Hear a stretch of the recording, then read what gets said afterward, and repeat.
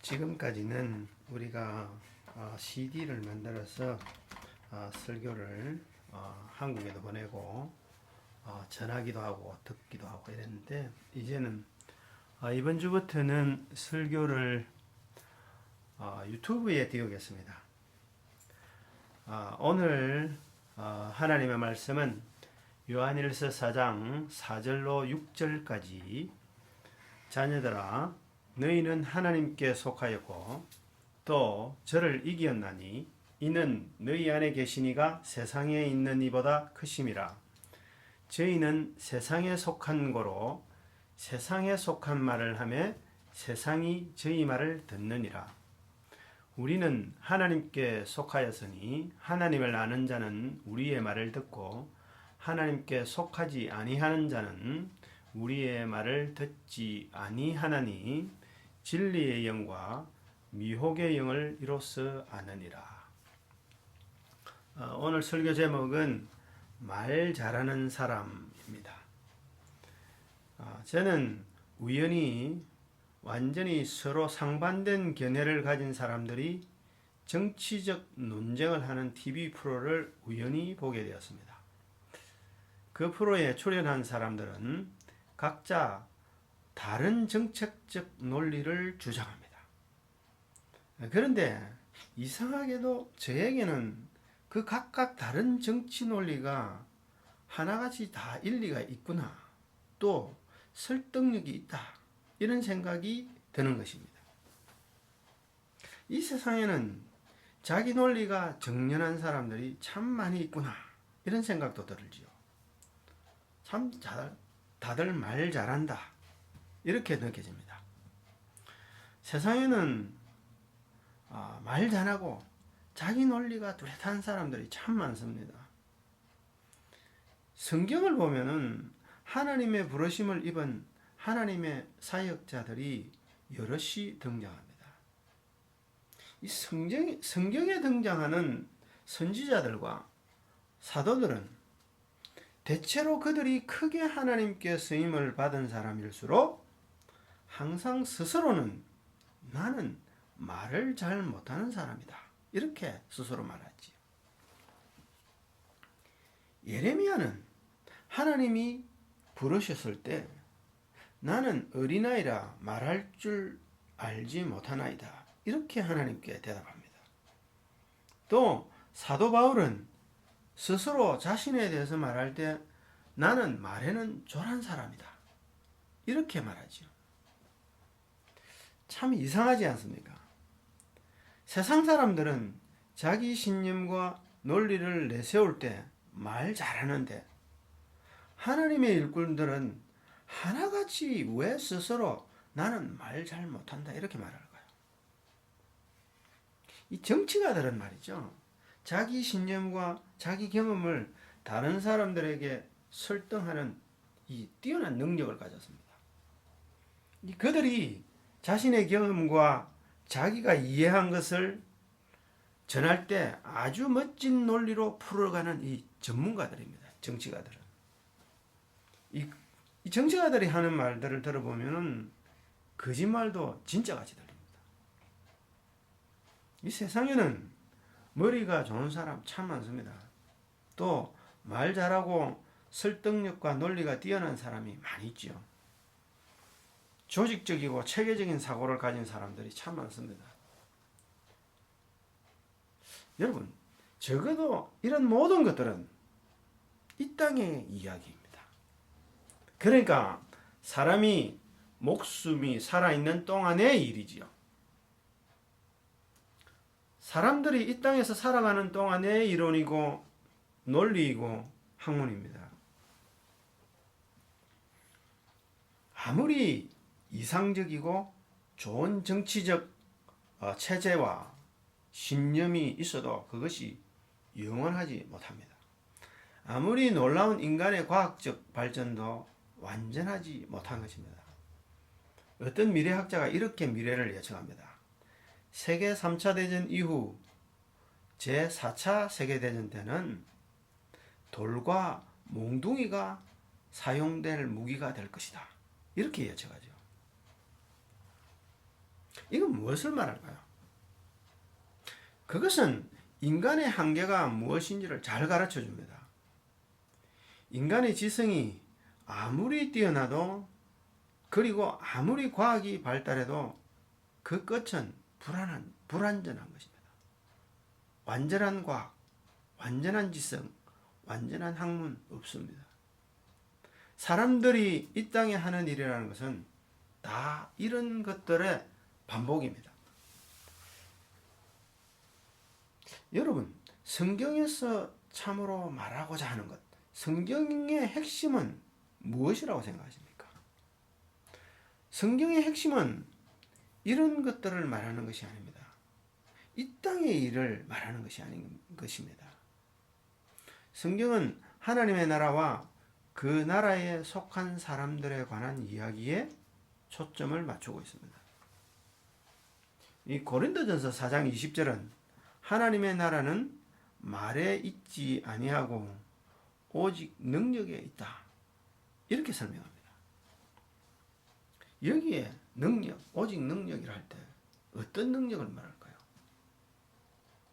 그것은 사람을 변화시키는 사람을 변화시켜 구원에 이르게 하는 능력입니다. 이 능력이라는 헬라어 단어는 디나미스지요. 이 디나미스라는 헬라어 명사는 성경의 여러 곳에서 쓰여져 있습니다. 신약에서 대체로 병을 고치거나 귀신들을 쫓아내거나 사람들이 복음을 받아 변화되는 때에는 이 디나미스라는 명사가 사용됩니다. 사람의 생각이나 학문이나 논리나 종교적 묵상에서 나온 그런 능력이 아닙니다. 그런 디나미스가 아닌 것입니다. 그런데 이 능력은 누가 받고 언제 받을까요? 어떻게 받을 수 있을까요? 사도행전 1장 8절은 이것을 잘 알려주죠. 이렇게 말합니다. 오직 성령이 임할 때 그 능력이 임한다.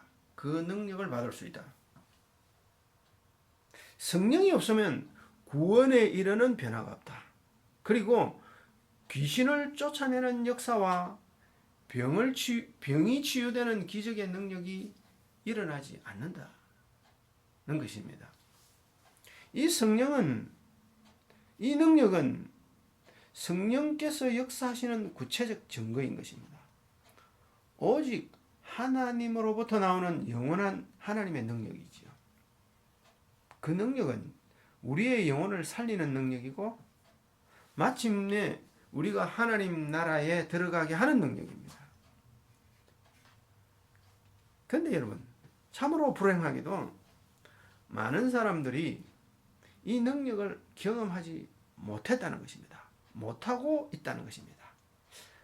마치 능력을 경험한 것 같은데 이 가짜로 경험한 것입니다. 많은 사람들이 성령의 능력까지도 인간의 말, 사람의 말로서 설명하기 때문에 능력이 나타나지 않는 것입니다. 그래서 하나님의 나라를 인간의 말과 인간의 논리로 정리합니다. 근데 거기에는 능력이 없지요. 사람은 자기가 경험하고 아는 만큼 생각하고 주장합니다. 예를 들어서 100명의 사람이 어떤 한 사건에 관련되었다면 거기에는 100가지 의견이 나올 수 있습니다.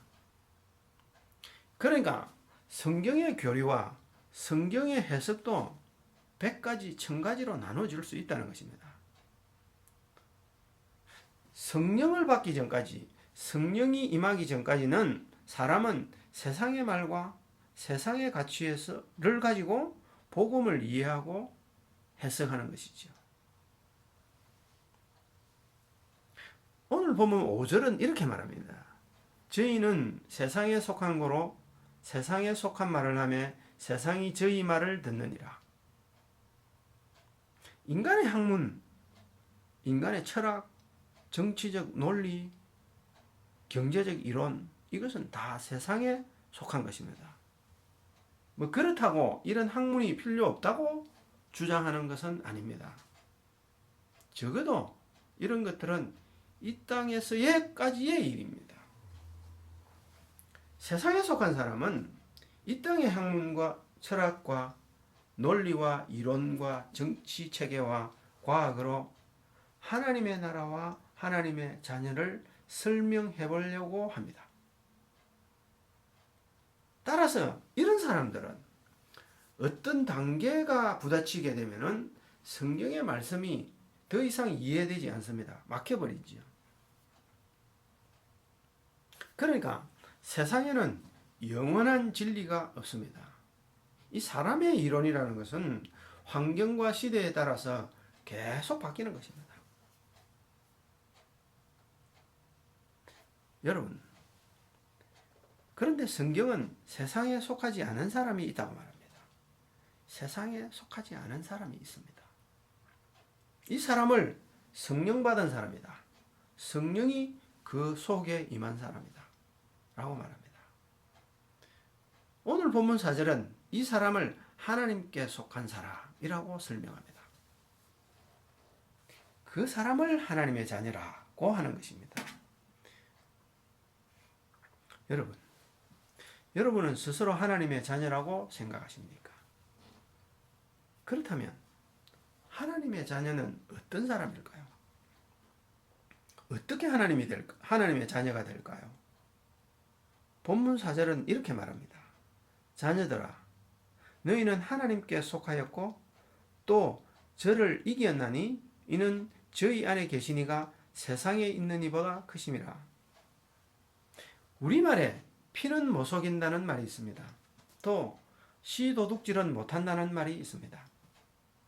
성도는 하나님의 씨가 그 속에 있는 사람입니다.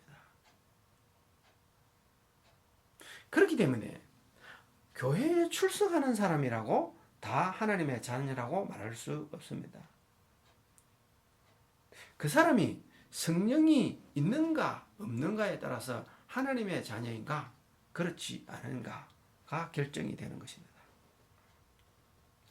아무리 값비싼 보석이 있어도 돼지에게는 그 보석이 돌멩이 하나보다도 못하고 구정물 한 그릇보다 못한 것입니다.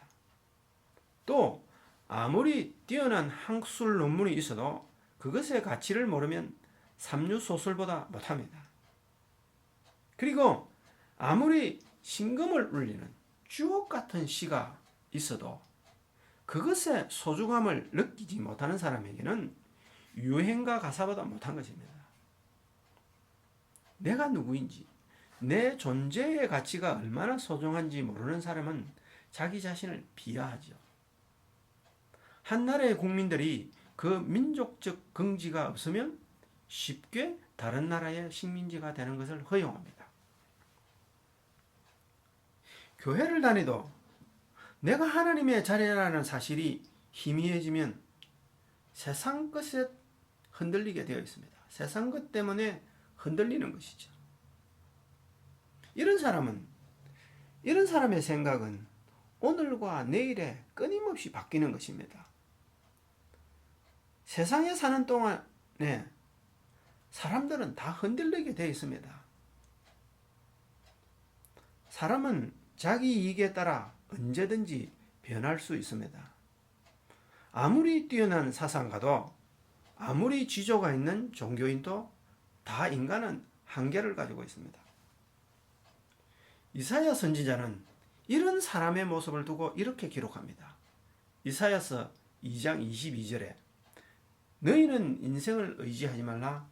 그의 호흡은 코에 있나니 수에 칠까 어디 있느냐? 수에 칠 가치가 어디에 있느냐? 사람은 자기 신념에 따라 행동합니다. 그런데 이 사람의 신념이란 것과 그 사람의 이론은 오늘과 내일이 달라질 수 있다는 것입니다. 사람의 마음이 조속으로 바뀌는 이유가 무엇일까요? 왜 그렇게 될까요? 그 근본적인 뿌리가 어디에 있을까요? 그것은 세상에 속한 존재이기 때문에 그렇습니다. 다시 말해서 사람은 육신으로 세상에 살고 있기 때문에 세상의 환경에 따라 변하는 것입니다. 자, 여기에서 우리가 오늘 본문 4절을 다시 돌아가서 보겠습니다. 본문 4절입니다. 자녀들아, 너희는 하나님께 속하였고 또 저를 이기었나니 이는 너희 안에 계신 이가 세상에 있는 이보다 크심이라. 여기 4절 중반절에 보면은 또 저를 이겼나니 라는 말이 있습니다. 저를 이겼다. 누구를 이겼다는 말일까요? 세상을 이긴 것입니다. 세상의 것으로는 하나님의 차원을 알 수가 없지요. 세상을 이기는 것이 기독교 신앙입니다. 이 말은 내 육신의 욕구를 이기는다는 말입니다. 이 땅이 전부라고 생각하는 사람은 이 땅에서 잘 먹고 잘 사는 것이 최고의 삶이라고 단정지어버립니다. 이런 사람은 영적인 것을 아무리 귀에 들려줘도 그는 도무지 깨닫지 못하는 것입니다. 여러분, 교회를 얼마나 다녔고 성경을 얼마나 읽었고 복음에 대해서 얼마나 들었습니까? 많이 듣고 많이 읽었다면 여러분은 예수님을 무엇 때문에 믿습니까? 그리고 예수님을 누구라고 믿습니까? 어떤 사람은 이 땅에서 무병장수하기 위해서 교회를 다닌다고 말합니다.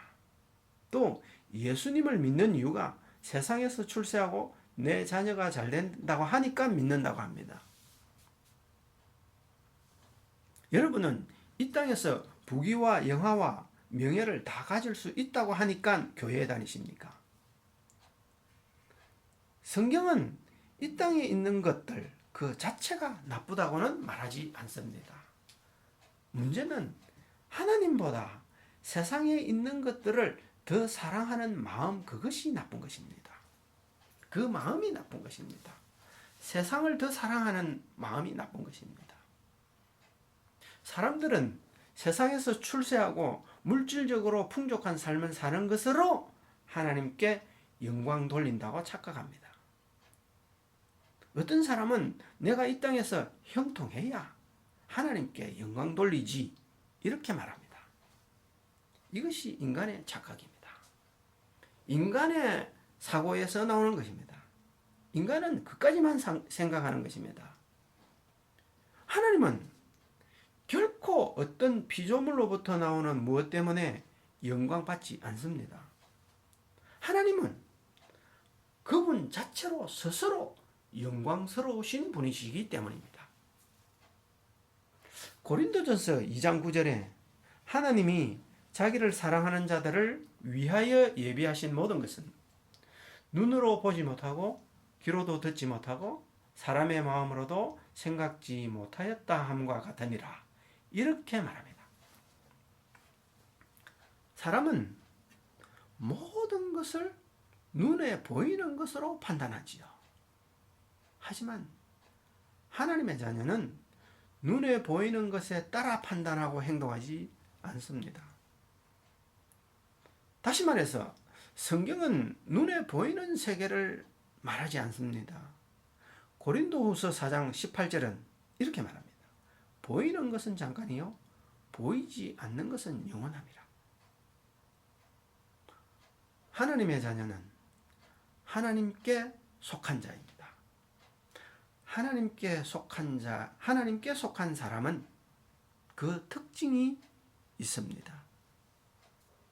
그것을 본문 6절에 이렇게 말합니다.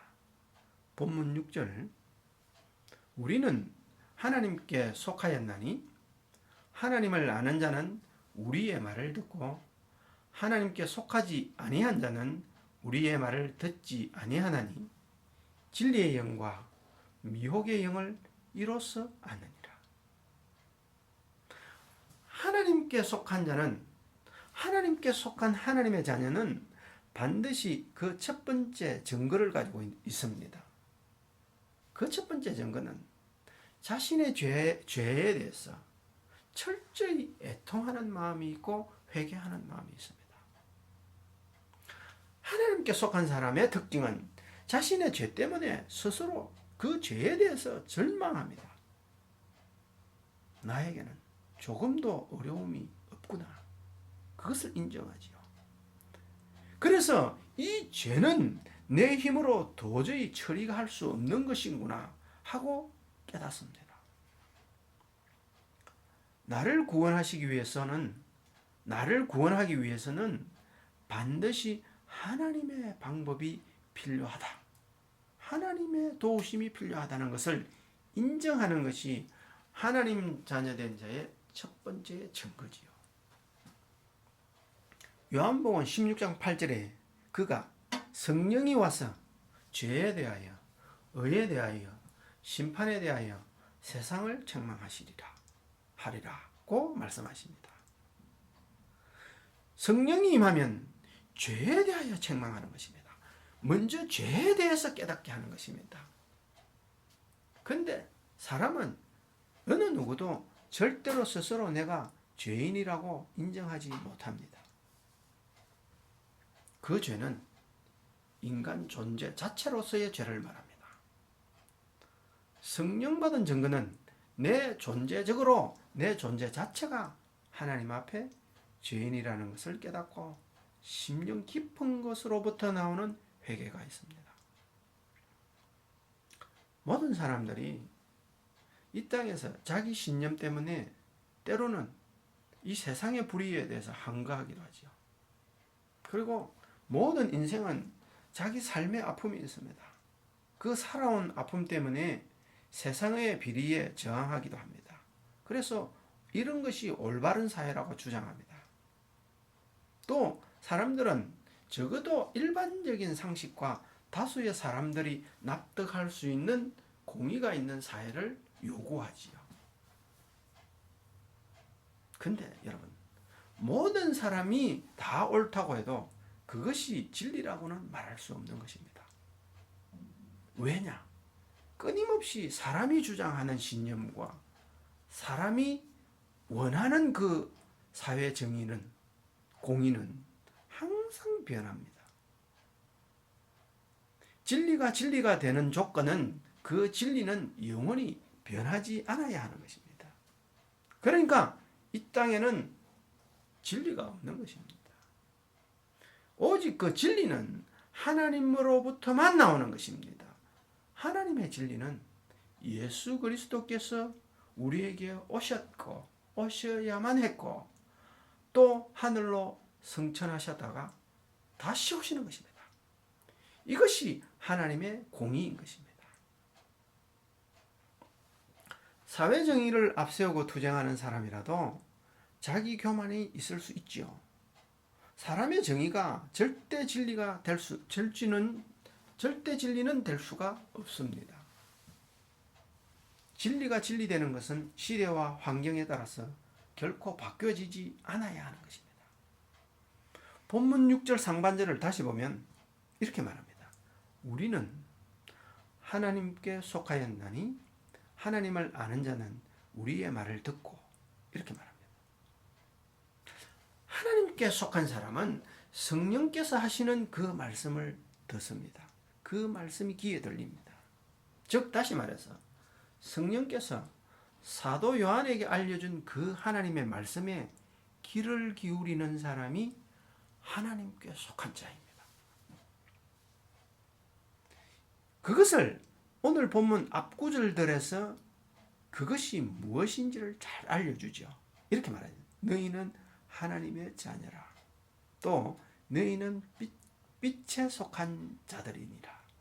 또 이 땅의 모든 것은 잠깐 있다가 없어지는 것들이니라. 고 말하죠. 하나님의 자녀는 하나님의 말씀을 듣습니다. 성경을 읽을 때 그 영혼이 소생됩니다. 하나님은 우리의 물질적 풍요보다는 이 땅에서 화려한 삶보다는 영혼에 더 관심이 있습니다. 사람들은 자기 육신의 즐거움과 편리한 생활에 관심이 더 크지요, 대체로. 하지만 하나님은 그런 것들은 잠깐이다 라고 우리에게 깨우쳐 줍니다. 우리가 그것을 깨닫기를 하나님이 원하십니다. 본문 6절 하반절을 다시 보면 하나님께 속하지 아니하는 자는 우리의 말을 듣지 아니하나니 진리의 영과 미혹의 영을 이로써 아느니라. 하나님께 속하지 않은 자의 결정적인 특징은 하나님의 말씀이 들리지 않는 것이고 듣는다고 해도 왜곡되게 듣습니다. 자기가 듣고 싶은 말씀은 듣고 자기에게 불리한 것은 거절합니다. 예를 들어서 요한복음 14장 3절에 너희를 위하여 처소를 예비하면 내가 다시 와서 너희를 내게로 영접하여 나 있는 곳에 너희도 있게 하리라. 예수님께서 하신 약속이죠. 사람들은 예수님께서 예비한 곳, 그 하나님의 나라에만 집중하죠. 들어가는 것, 하나님 나라에 들어가는 것만 집중합니다. 그런데 그곳에 들어가기 전에는 반드시 다시 와서라는 사건이 있습니다.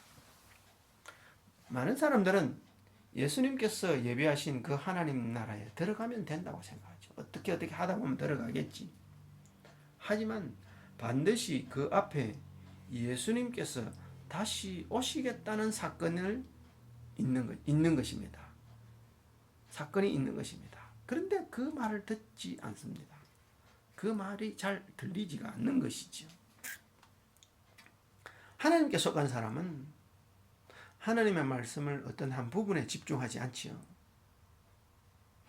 성경의 핵심적 말씀을 전체적 관점에서 듣습니다. 말씀은 부분적으로 받아들이고 자기 이익에 따라 해석하는 것이 미혹의 영의 역사입니다.